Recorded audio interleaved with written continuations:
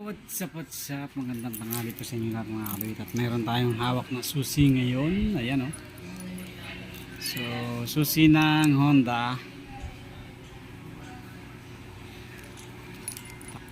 Tapos ito yung kanyang plate number. So, ngayon ay mayroon tayong i-build ulit, i-refresh na Wave 125.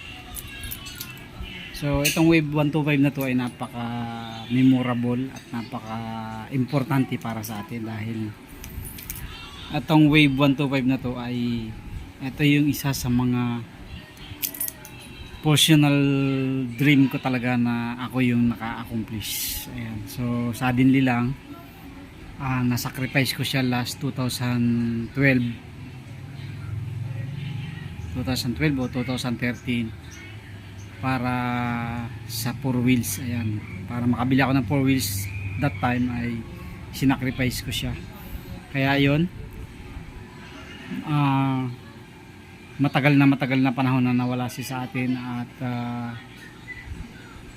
nawala na tayo ng pag-asa na mababalik pa siya sa atin dahil syempre nagbabago yung panahon, nagkakaroon ng mga iba't ibang mga plano.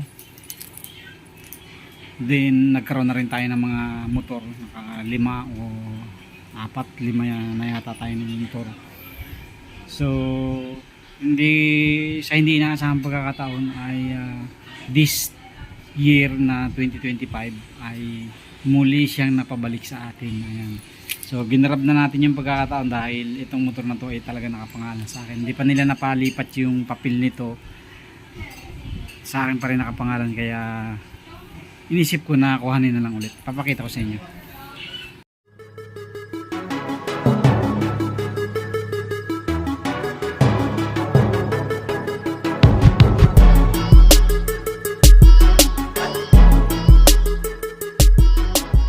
So, ito yun mga katuwit. Ayan, Wave 125. Ayan, sa atin yung nakapangalan. So, babaklasin natin dahil yan ay may mga tagas na sa ilalim. Ayan natin paandarin.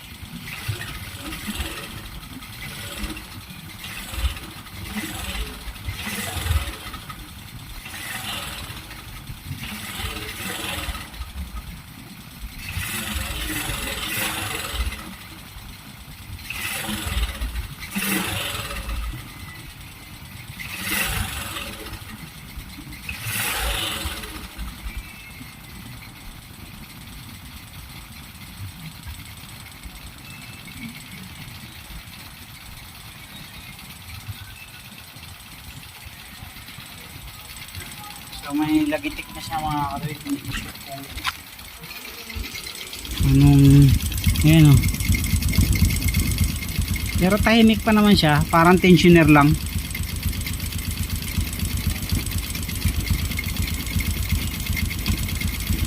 Hindi siya yung sabihin mong lagitik na parang sa sigunyal. Ayan o, nakausok na siya mga katuwit o.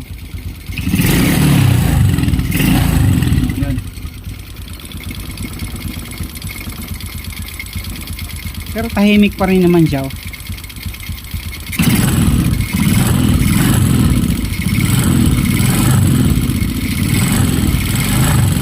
So gagawin natin, babaklasin natin, sisilipin natin kung ano ang magiging ano natin dyan, remedyo.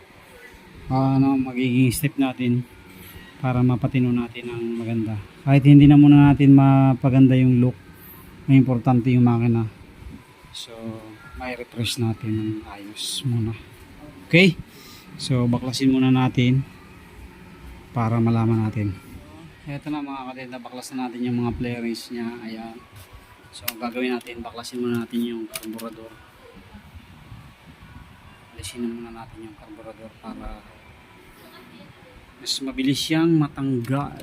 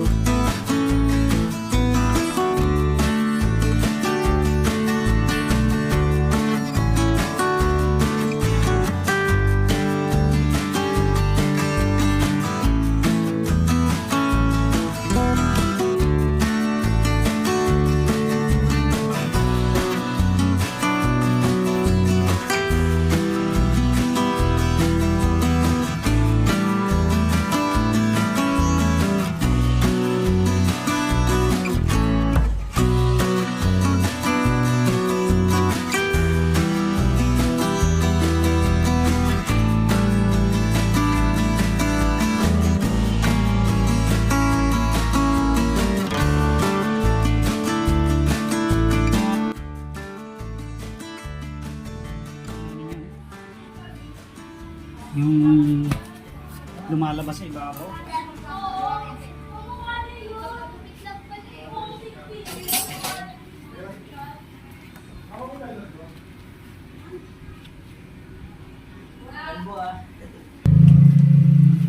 Grabing putik.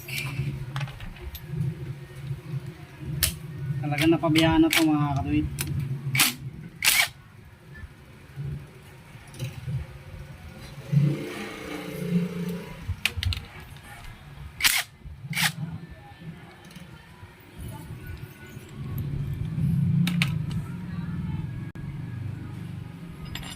Mukhang malaking problema na to.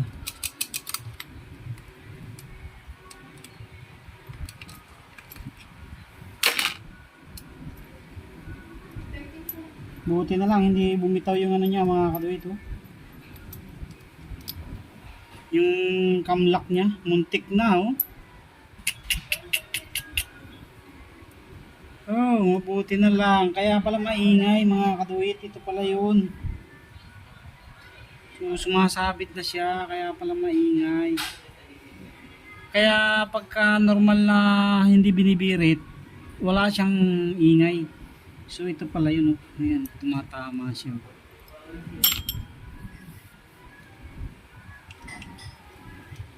So buti na lang at hindi naman nagkaroon ng damage.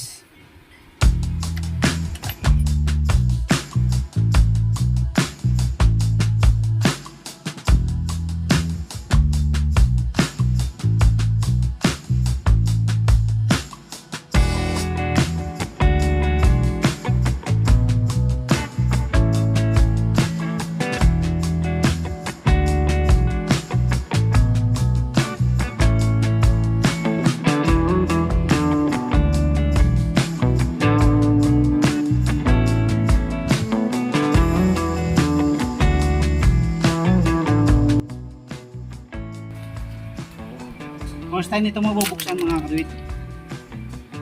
Ngayon.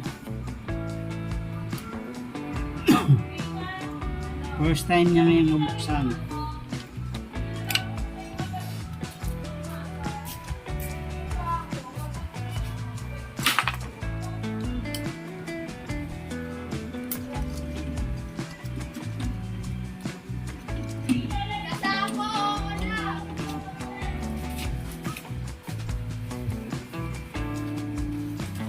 Putik mga katuwid.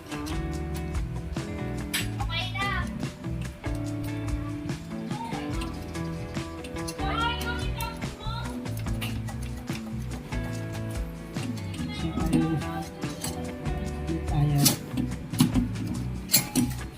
Kinalawang.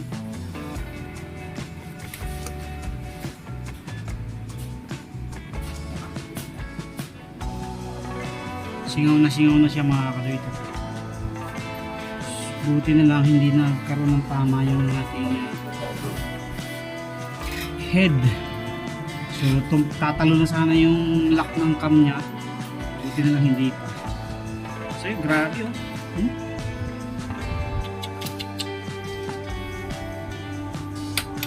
Sobrang dumi.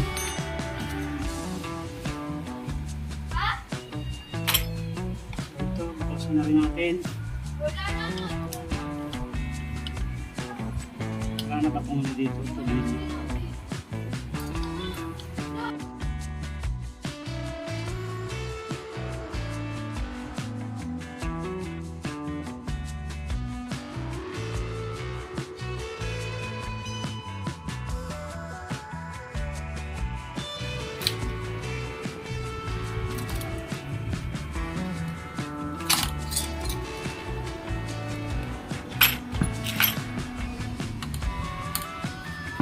Muna natin itong piston.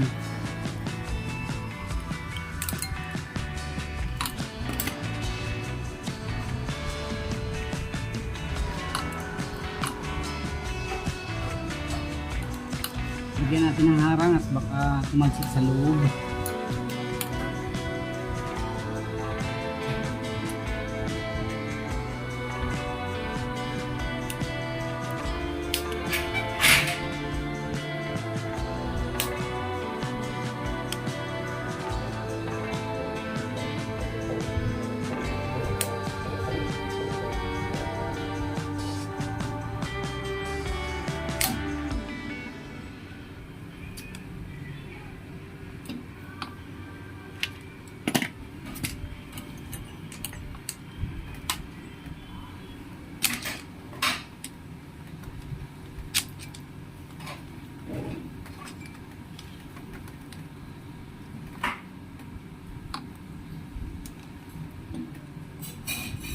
Grabe.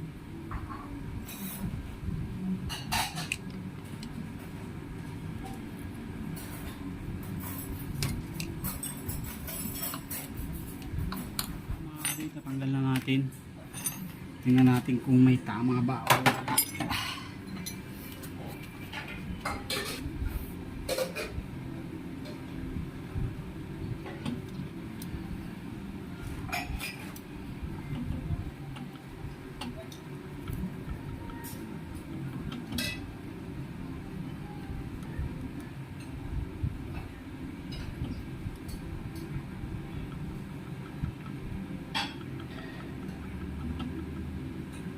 so far wala pa naman siyang tama mga katuwid, swerte natin. So ang kailangan lang natin talagang palitan ay block saka yung ating mga valve siguro. So double check natin. Alisin na lang muna natin sa garahe ito dito. Tapos ayusin na natin yung check na natin yung mga dapat pang check. So umpisa lang muna tayo dito sa ulo saka na yung gilid. Kasi okay pa naman yung under niyan eh. Ito na nga mga katuwid, nabuksan na natin at may problema na siya oh. Wala na. Hindi na obra to.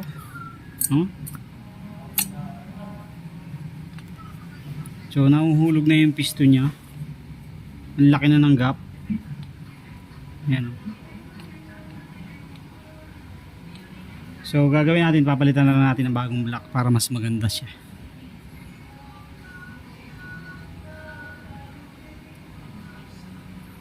Kasi pagka hindi natin pinalitan to, maingay pa rin to. Iingay pa rin. Kasi ang laki na ng gap eh. Ayan o.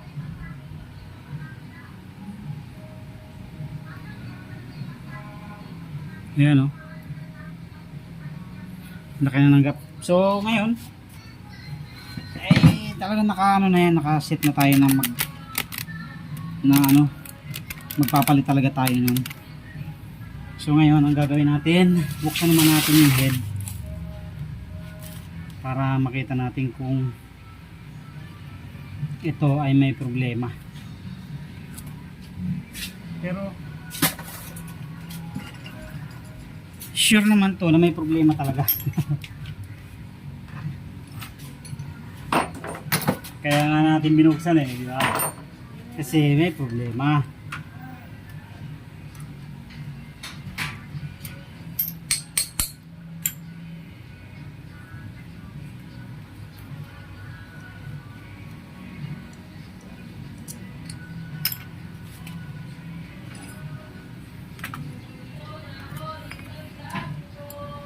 Bukas na natin linisan. Ang mahalaga, ma-check lang muna natin yung mga kailangan palitan. Umpisa muna tayo sa ulo, tapos yung yung gilid, saka na natin palitan. Tingnan natin yung gilid niya. So unti-unti lang natin kasi malaki-laking gastos na naman to.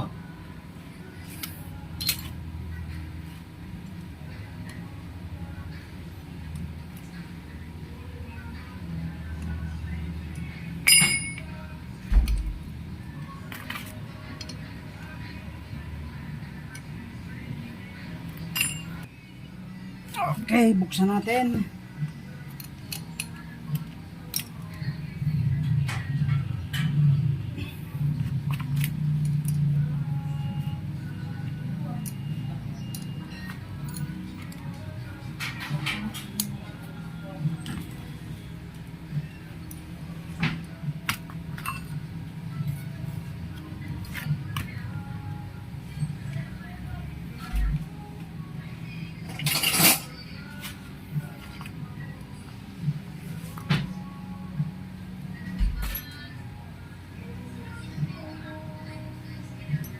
Kaliwa yung mga ba.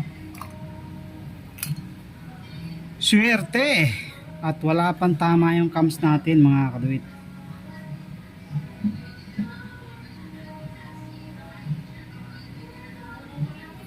Wala pang tama. Pati yung ating rocker arm wala pa rin. Swerte pa rin.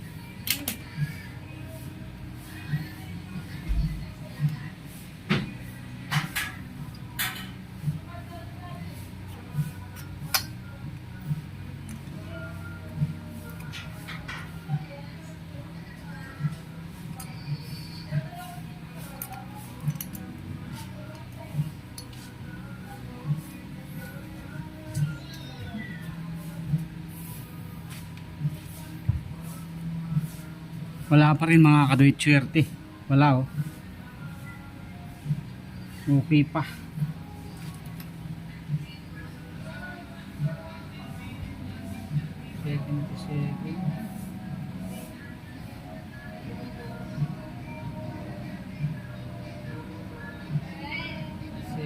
Second intake, exhaust 75.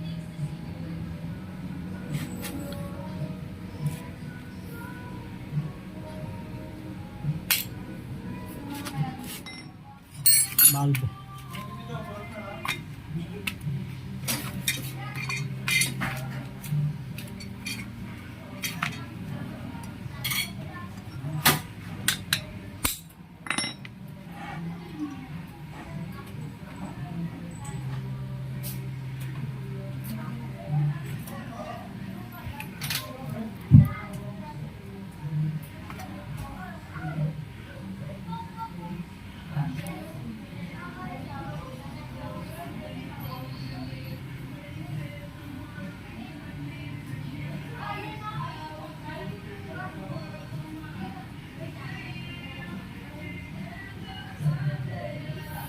So ito na yung ating exhaust.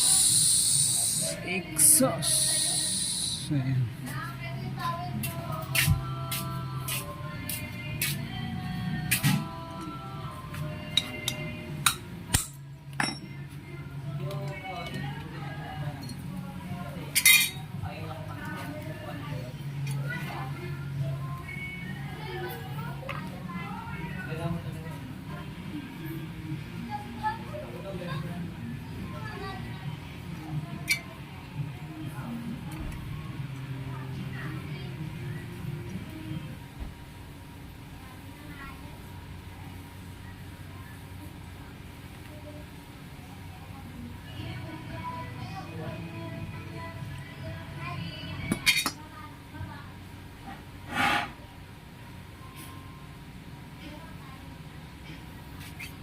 So, okay pa naman yung kanyang mga valve mga kaduit. Hasa lang to, makapal pa eh. Makapal pa yung gilid niya at okay pa. So, linis lang din hasa. Okay, so yun lang. Napalit tayo ng valve seal. Kasi yung valve seal niya ay busingi na. Dalawang valve seal. Para ma-refresh natin ng maganda to. Okay, yun lang mga kaduit. At bibili na muna tayo ng mga piyesa para maumpisa na natin yan.